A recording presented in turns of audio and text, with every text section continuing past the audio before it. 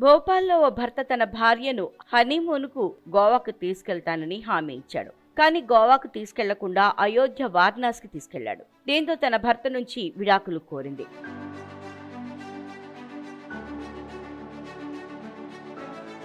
వివరాల్లోకి వెళ్తే భోపాల్కు చెందిన ఓ వ్యక్తి ఐటీ రంగంలో పనిచేస్తున్నాడు. సంపాదన కూడా బాగానే ఉంది. అయితే హనీమూన్కు విదేశాలకు వెళ్దామని భర్తను భార్య కోరింది. కానీ తన తల్లిదండ్రులను చూసేందుకు వారు లేరని, ఇండియాలోనే ఏదైనా ప్రదేశానికి వెళ్దామని భర్త చెప్పాడు. దీంతో గోవాకు వెళ్దామని ఇద్దరూ నిర్ణయించుకున్నారు. కానీ భర్త సడన్గా తన ప్లాన్ మార్చాడు.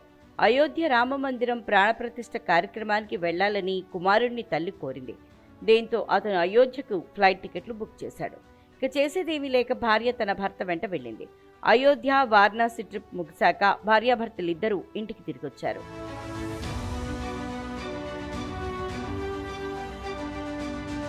హనీమూన్ ట్రిప్ గోవాకు బదులుగా అయోధ్య వారణాసికి మారటంతో భార్య తీవ్ర మనస్తాపానికి గురైంది.